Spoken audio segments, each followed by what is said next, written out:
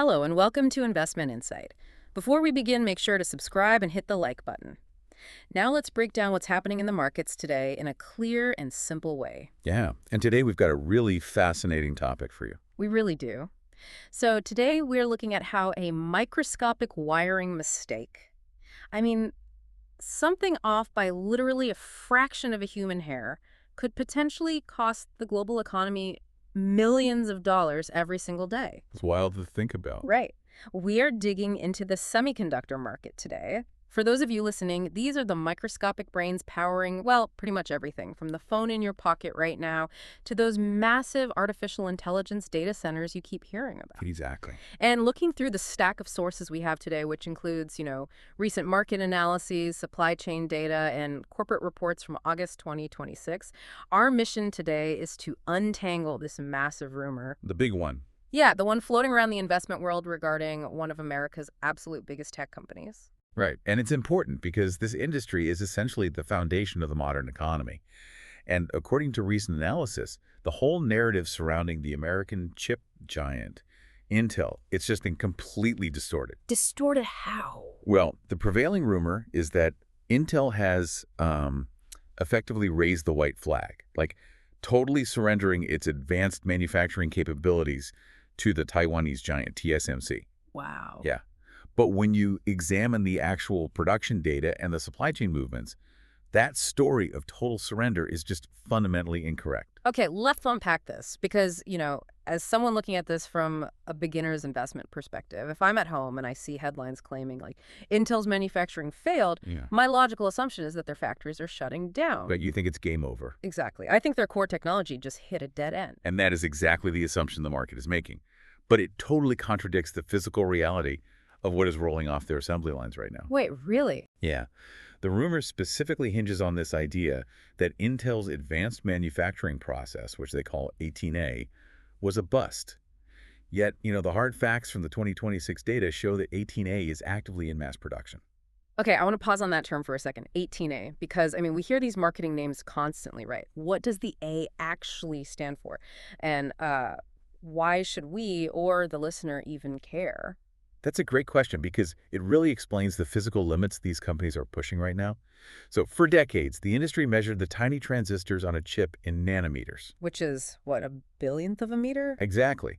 But the technology has gotten so incredibly small that nanometers just aren't precise enough anymore. Oh, wow. Yeah, so the A stands for angstrom, which is 1/10 of a nanometer. We were literally talking about measuring components at the atomic level here. At the atomic level? That is just insane. It is.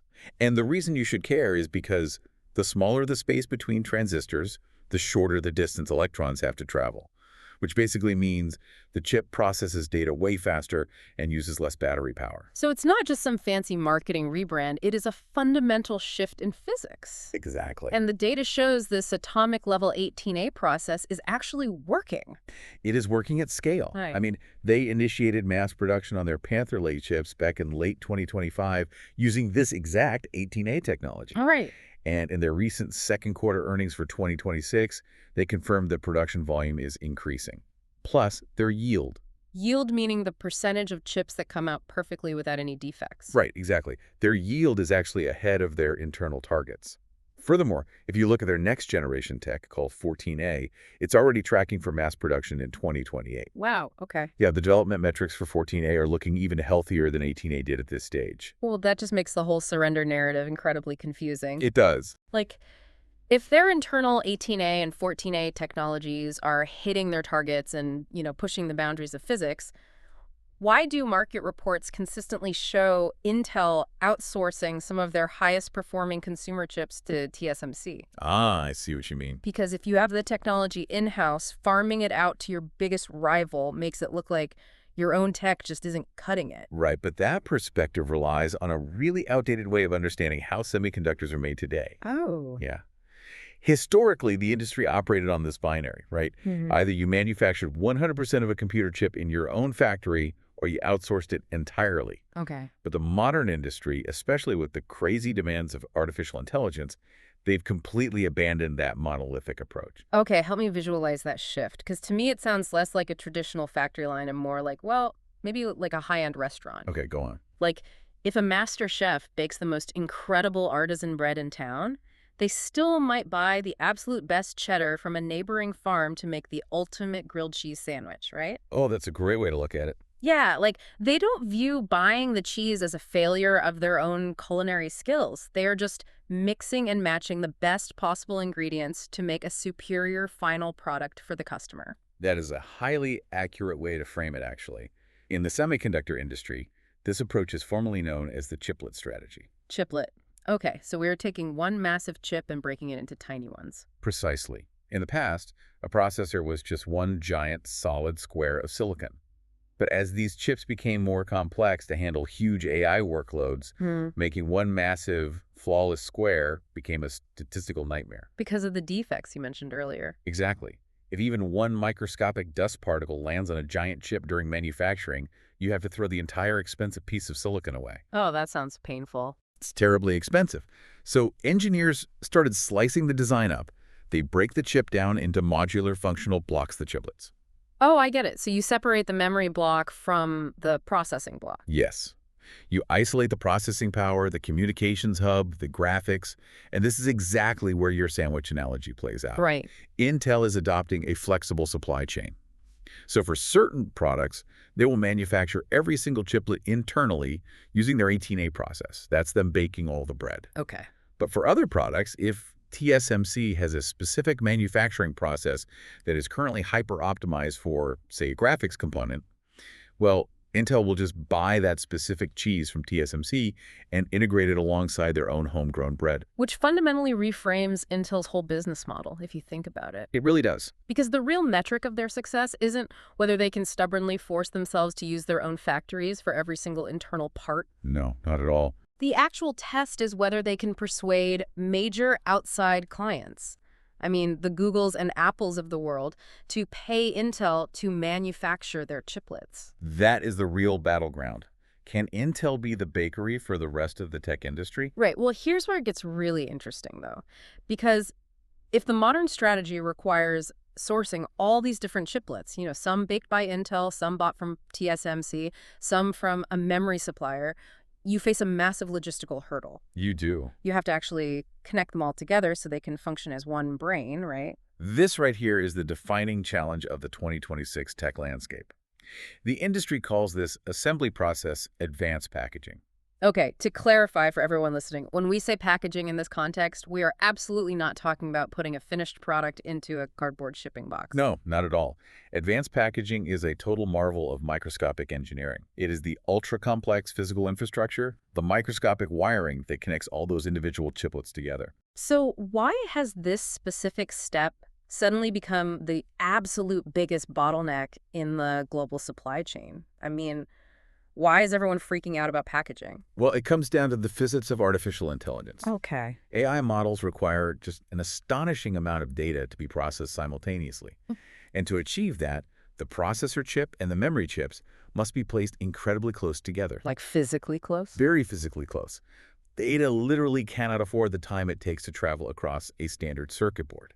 So these chiplets are essentially stacked on top of each other or placed side by side with just microscopic gaps. Right. And if the intricate wiring connecting them isn't perfectly aligned, the data bottlenecks. Yeah. And your multi-million-dollar AI system just grinds to a halt. Wow. And according to the data we were reviewing, TSMC currently holds a near monopoly on this advanced packaging, right? Largely due to a method they call CoWoS. Yes. TSMC's CoWoS, which stands for chip on wafer on substrate, by the way, is the gold standard right now. Yeah. And the reason they dominate is their yield rate. Which is how many they get right. Exactly. Recent analysis indicates TSMC is achieving an astonishing 98% to 99% success rate on their CoWoS packaging. I mean, a 99% success rate is impressive, sure. But why is that final 1 or 2% so critical? Because most industries would be absolutely thrilled with a 90% success rate. That's true, but you have to factor in the accumulated cost of the materials at this final stage. Oh, because they're already built. Exactly. By the time you reach the packaging phase, you are dealing with completed, highly expensive processing units and high-bandwidth memory chips. You might have tens of thousands of dollars of premium silicon just sitting there in one unit. Oh, wow. So if it breaks now... If the packaging process fails, like if the connection warps from heat or a single microscopic wire is misaligned, You cannot just go in and fix the wire. You have to throw all of those expensive completed chiplets right in the trash. Ouch, that is brutal. It is. So TSMC's near-perfect yield is a massive economic moat because they can guarantee their clients won't lose millions in ruined inventory. But looking at the sources, it shows Intel is fighting back aggressively in this exact space. They are. Like, they aren't just relying on their manufacturing nodes. They have developed their own advanced packaging technology, specifically something called EMB. Right. Intel's EMIB, which is Embedded Multi-Die Interconnect Bridge, it's a really fascinating engineering counterattack. How does it work compared to CoWoS? Well, TSMC's CoWoS method is highly effective, but it relies on an interposer. Think of an interposer as a massive, continuous sheet of silicon that sits underneath all the chiplets. Okay, like a foundation. Right, acting as a giant highway system for the data to travel across. And it works beautifully, but manufacturing a massive sheet of silicon is inherently expensive. Right, while the analysis shows Intel's EMIB takes a more surgical approach. Exactly. Like, instead of paving a massive, expensive silicon highway underneath everything, Intel embeds tiny little silicon bridges into the baseboard, but only in the exact spots where two chips actually need to pass data to each other. That is the mechanical difference right there. You're using drastically less premium silicon. Makes sense. And because of that structural efficiency, industry estimates floating around the 2026 market suggest Intel's EMIB could be 40 to 50% cheaper to produce than TSMC's CoWoS. I mean, cutting costs by nearly half in a supply chain where companies are ordering hundreds of thousands of units, that is staggering. It is a significant structural advantage. Though, it is important to note that the 50% figure is a market estimate. It's not like a fixed menu price from Intel. Sure. The ultimate cost always fluctuates based on the complexity of the client's design and, of course, Intel's ability to maintain high yield rates on those little bridges. But the industry is definitely taking notice. Well, we see that directly in the data with MediaTek, right? They're a massive chip design company, and they recently announced they are structuring their new products to support both TSMC's packaging and Intel's packaging. Right. Which proves this isn't just a winner-take-all scenario. AI demand is outstripping supply so violently that TSMC physically cannot build packaging facilities fast enough. So they have to look elsewhere. Yeah, companies like MediaTek are diversifying because they simply cannot afford to be waitlisted. That creates a deeply complex relationship between Intel and TSMC, though. Like, they are essentially ultimate frenemies at this point. Very much so. Because Intel is buying parts from TSMC as a customer while simultaneously fighting them tooth and nail to win packaging contracts from companies like MediaTek. Yep. The modular supply chain forces these dual roles. You pick the best provider for each specific layer of the process, which means today's bitter rival in packaging might be tomorrow's vital partner in component manufacturing. Okay, so this reliance on a highly modular, globally dispersed supply chain. Yeah. This brings us to the geopolitical reality of our current moment. Yes. Because under the current Trump administration, there is a very loud, prioritized push for American independence in the technology sector. Right, and before we dive into that, just to be clear for you listening, as we look at the geopolitical strategies under the current Trump administration mentioned in these reports, our goal here is to impartially break down the supply chain economics outlined in the data. Exactly. We're not here to endorse any specific political viewpoint or administration policy. Absolutely not. We are just following the market data. And that data highlights a core national security concern, which is that advanced semiconductors are the backbone of modern military defense and economic stability. They are the foundation of everything. But right now, an overwhelming percentage of that manufacturing, especially the advanced packaging we just talked about, is geographically concentrated in East Asia, primarily with TSMC in Taiwan. And the vulnerability there is glaring. Regardless of whether an American company designs a chip, if the physical components require a trip through a facility in the Taiwan Strait, well, a geopolitical disruption in that region would instantly cripple the American tech sector. Which raises a really interesting strategic question for me. Like, if the stated goal of the United States government is technological independence, isn't it a strategic failure that America's flagship chipmaker, Intel, is still relying on a Taiwanese company for its high-end parts? It definitely appears contradictory on the surface. If independence is the goal, relying on foreign entities seems like a huge step backward. Right. But looking at the geographic data in these reports, I'm starting to see a different strategy. It seems less about fielding an all-American team of corporate players and more about making sure the best players in the world, regardless of what country their headquarters is in, are playing in our home stadium. If we connect this to the bigger picture, your stadium analogy is exactly what the data reveals about the current U.S. strategy. Okay. The objective is not to artificially prop up an Intel monopoly. The objective is to construct a resilient, deeply integrated multinational supply chain that is physically rooted on American soil. So what does that actually look like in practice for the local economy? It means utilizing government incentives to cluster the entire production life cycle domestically. So the administration is heavily supporting Intel's massive new fabrication plants in Arizona and Ohio. Right, American company, American soil. Yes, but crucially, they're also supporting TSMC as they build sprawling, advanced manufacturing plants in Arizona. Oh, okay. And they are working with Samsung, a South Korean giant, to expand their facilities in Texas. SK Hynix is building advanced memory packaging in Indiana, and Amcor, which is a leading packaging firm, is establishing a footprint in Arizona as well. Oh, I see. So the geopolitical strategy essentially says we don't care what flag is flying outside your corporate boardroom in Taipei or Seoul, as long as your physical factory, your engineers, and your raw materials are located in the American Southwest or Midwest. That is the essence of an economic security cluster. A truly robust supply chain requires the raw silicon, the advanced foundries, the high bandwidth memory, and the EMIB or CoWoS packaging to all exist within a secure geographic loop. Because if it's all in one country, you don't have to ship it across an ocean. Exactly. Funding one single American company Yeah. and just hoping they can replicate that entire ecosystem alone. It's a mathematical impossibility at this stage. You know, that reframes the daily news cycle completely for me. So, Because when a headline reads, Intel is sourcing from TSMC, the old instinct was to think, well, American manufacturing is losing ground. right? But the new instinct should be to ask, is TSMC manufacturing those specific parts at their facility in Arizona? Because if they are, the localized supply chain is functioning exactly as intended. Precisely. However, the data does note lingering vulnerabilities with this. Oh, of course. A factory in Arizona owned by a foreign entity still ultimately answers to a board of directors overseas. Furthermore, Taiwan has spent 40 years building a hyper-dense ecosystem of engineers and suppliers. You can't just copy-paste that overnight. No, the Taiwanese government itself has noted the logistical nightmare of trying to transplant even a fraction of that capacity abroad. Therefore, having Intel successfully ramp up its 14A technology remains a highly valuable domestic insurance policy. It just isn't the sole strategy anymore. Okay, so what does this all mean for the listener? I mean, we've covered angstrom-level physics, chiplet sandwiches, silicon bridges, and geopolitical clusters in the American desert. It's a lot to take in. It is. If a beginner is trying to navigate their investment portfolio at home or just make sense of the market trends, how do they distill this complexity?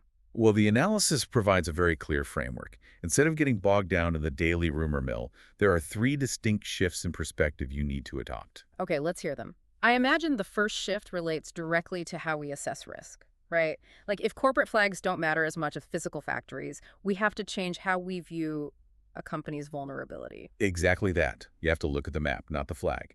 Geopolitical risk is no longer tied strictly to a company's nationality. That makes total sense. You cannot assume an American tech stock is insulated from foreign policy, just as you cannot assume a foreign company doesn't have deep, secure roots in the U.S. economy. You have to investigate where their physical foundries and packaging centers are actually located. The physical buildings dictate the real risk. Yes. I also noticed throughout our discussion that the technical marketing terms like the nanometers and the 18A designations, they almost seem to distract from where the real economic value is being created. Spot on. That is the second major shift in perspective.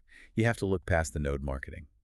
Tech companies will wage endless public relations battles over who has the smallest transistor. Right, mine is smaller than yours. Exactly. But as we discussed with the chiplet strategy, having the most advanced node is totally irrelevant if you cannot assemble the final product efficiently. The packaging. Yes. The real economic winners in this era are the companies that solve the advanced packaging bottleneck. The investor's focus should be on tracking who is securing the major packaging contracts from companies like Apple, NVIDIA, and Google, rather than who is winning the nanometer marketing war. Focus on who is successfully assembling the sandwich, not just who baked the bread. Exactly. I love that. Finally, we keep touching on the idea that Intel doesn't necessarily need to bankrupt TSMC to be a massively successful company. Right, and this is perhaps the most counterintuitive insight from the data, which I refer to as the backup generator theory. I really like the sound of that. How does the backup generator apply here? Well, consider a homeowner. You buy a backup generator, not because you want to permanently disconnect from the main power grid, but because you need a guarantee that your house won't freeze if the grid goes down. Right, it's just insurance. Exactly. Right now, TSMC is the main power grid for the global tech economy. They hold an incredible monopoly on high-end manufacturing and packaging. But the biggest risk to TSMC's dominance isn't a failure of their own technology. What is it then? It is the anxiety of their own customer. Oh, because if you are Google or Apple, and TSMC is the absolute only company on Earth capable of making your AI chips, TSMC has total leverage over pricing. And any disruption to their operations halts your entire business. You nailed it. The entire multi-trillion-dollar tech sector is desperate for a second reliable supplier. They need a backup generator. Oh, wow. And this is why the Intel surrendered rumor is so fundamentally flawed. Intel does not need to steal 100% of TSMC's market share to be a wildly profitable investment. They simply need to prove that their 18A and 14A technologies are viable, reliable alternatives. Because if they can solidify that number 2 spot, the broader market will actively funnel capital to them? Yes. The biggest tech firms in the world will purposefully direct billions of dollars in manufacturing contracts to Intel, specifically to break up TSMC's monopoly and force competitive pricing. That's crazy. The global market is actively rooting for and funding Intel's success as the essential alternative. It is a remarkable pivot. I mean, we started with a headline about a legacy company supposedly dying, and the data reveals they are actually positioning themselves as the critical, heavily funded backup plan for the entire modern economy, and they're utilizing cutting-edge physics to do it. It strips away the panic of the daily news cycle, doesn't it? It really does. And this raises an important question for anyone looking at the broader economy. If the entire tech world is quietly spending billions of dollars just to build a reliable backup plan, to avoid relying on a single point of failure in microchips, what other critical industries in our daily lives are currently operating without a backup generator, just one bottleneck away from a crisis? Oh, wow. That is a brilliant lens to view the market through. Finding those hidden bottlenecks in energy, pharmaceuticals, or agriculture before the rest of the market does. Well, thank you for untangling the physics, the economics, and the geopolitical strategy behind these sources today. It was my pleasure. And to you listening at home, we hope this deep dive gives you a clearer perspective the next time you read the business headlines. Don't forget to subscribe and hit that like button.